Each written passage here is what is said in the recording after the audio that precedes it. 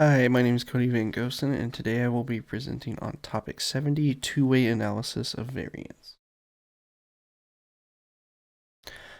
All right, two-way classification allow for some pretty important comparisons to be made and be able to identify some very important main effects from research and analysis.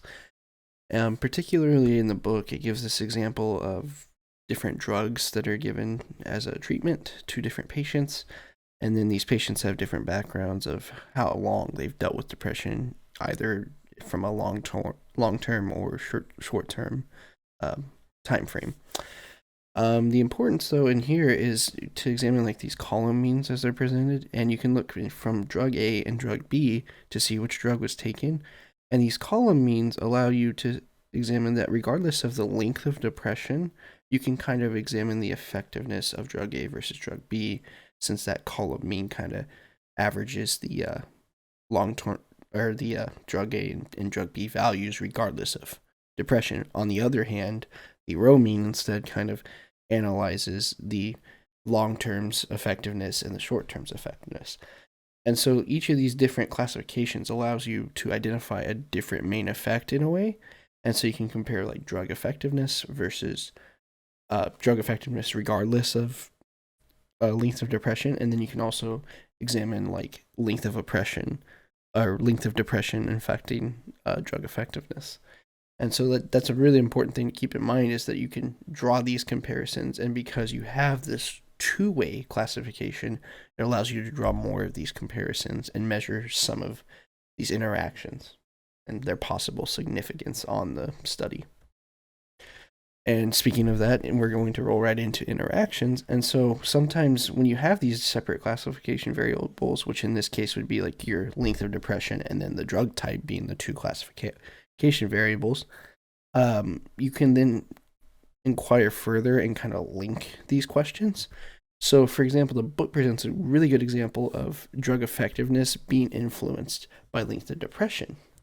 And so to examine this, you actually kind of ignore these values I've bolded with the row mean and the column mean, and you instead look at the individual mean values for like long term and short term for drug A and drug B.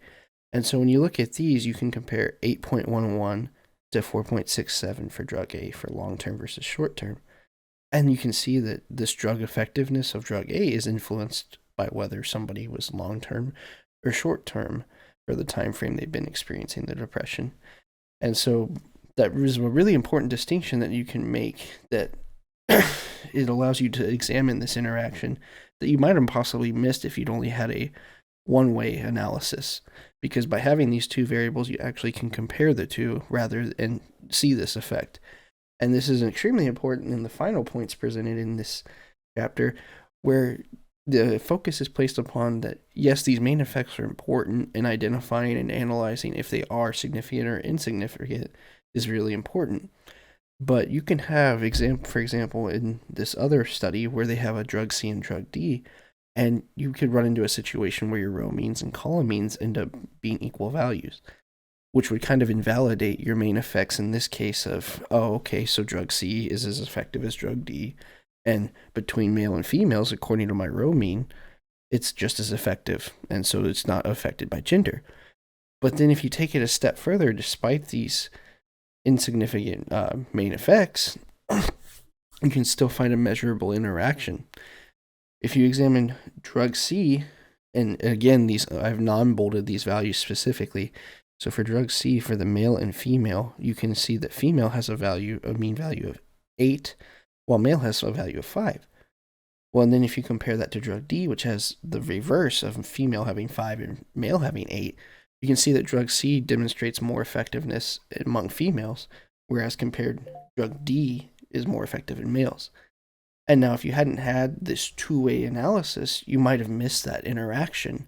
And that's like the important concept to understand, is that even despite the main effects not being significant, like the prior table had demonstrated from the book, this table demonstrates that even though you don't have that, you can still have a meaningful, significant result in the interactions between your classification variables.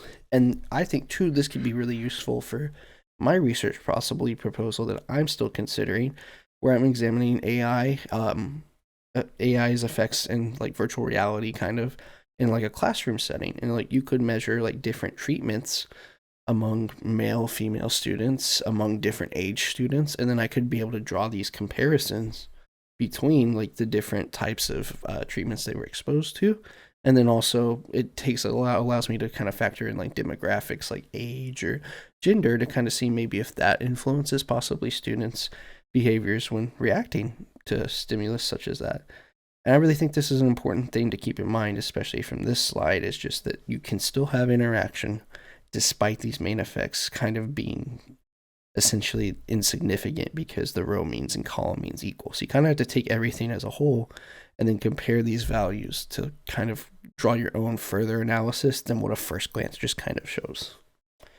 And that's pretty much the summary for this chapter. Just make sure to keep in mind main effects and interactions. And that's kind of the value they two-way analysis provides over one-way is it's a little easier to measure those interactions because you're examining it from two classification variables, so it can allow you to have further insight, as was demonstrated by table 70.2. Thanks for checking out my presentation, and I hope you guys enjoyed.